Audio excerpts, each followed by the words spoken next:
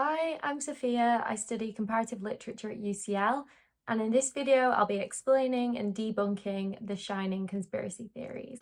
Here's Johnny. I think I found this film quite late in life, given it's such a classic. I only watched it for the first time last week, and then I couldn't stop researching it, which led me down this very weird conspiracy rabbit hole. But here we are. So Stanley Kubrick's 1980 adaptation of The Shining by Stephen King has inspired an unusually large number of conspiracy theories. So today I'm going to deconstruct each of them and decide how convincing I find them. Okay, conspiracy theory number one. Stanley Kubrick used The Shining as a confession that he helped fake the Apollo 11 moon landing. That's one small step for man. Okay, so this is one of our most popular theories. Supposedly, the US government at the time employed Kubrick to fake the moon landing and Neil Armstrong's walk on the moon.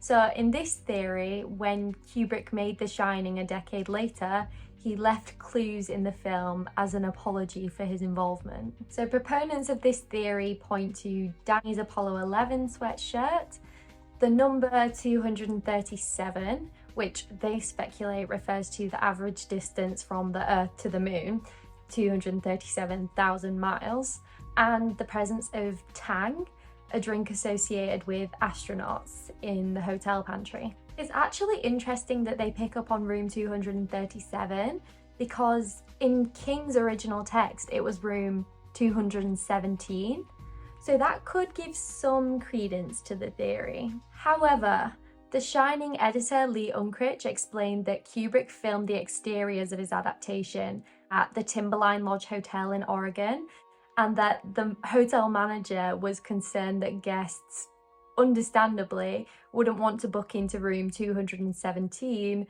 for fear of being chased by a scary bat lady. So the manager actually requested that Kubrick change the number of the room to one that didn't actually exist, and they settled on 237. Although there is some coincidence around these symbols, it seems like a very tenuous claim, and if Kubrick had been involved, why would he potentially jeopardize his career and safety to drop hints in one of the most iconic films ever made? So that being said, I'm gonna rate this theory a 3 out of 10. Theory number 2 is that the film is a commentary on the genocide of Native Americans. So some points that favour this theory are the presence of Native American motifs in the Overlook Hotel, including artwork, decorations, and even food brands like Calumet baking powder with a Native American chief on the logo. These elements are seen as subtle nods to the idea of Native American history being overlooked or trivialized.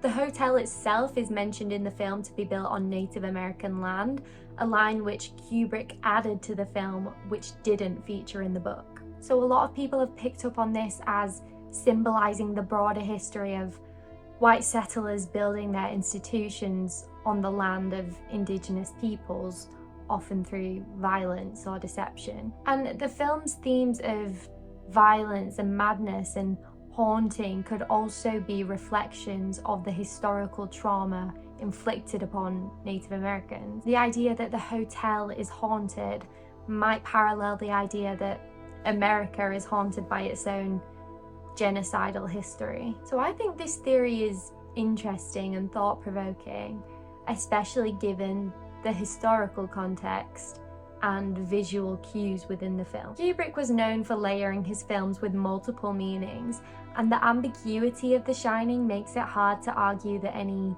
single theory captures the true meaning of the film.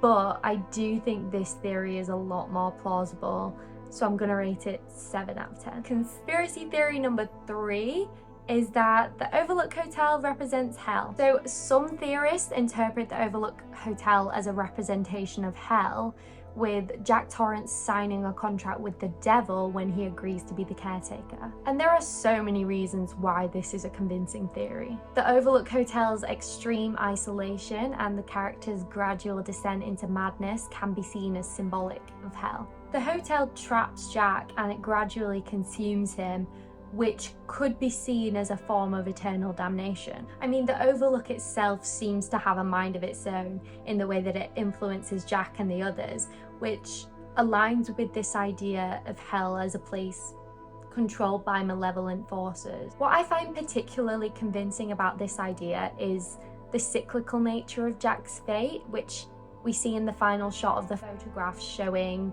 Jack at the hotel in 1921, which suggests some kind of eternal punishment, maybe more evocative of purgatory than hell. But crucially, Jack is trapped in a never-ending loop, which could be seen as his own personal hell. I think I personally prefer the idea of the hotel as purgatory. If that were the case, then the twins and spirits could be seen as souls stuck in purgatory, and the timelessness of the hotel, in which different times and years are constantly interacting, might reflect this fluid purgatorial state. I like the idea of purgatory because it suggests that the cycle isn't inevitable and it can eventually be broken, which is maybe paralleled by the labyrinth and Danny finally escaping the labyrinth. But overall, this is a very convincing theory, so I'll give it an 8 out of 10. Our fourth and final theory is that The Shining is Kubrick's commentary on his own work.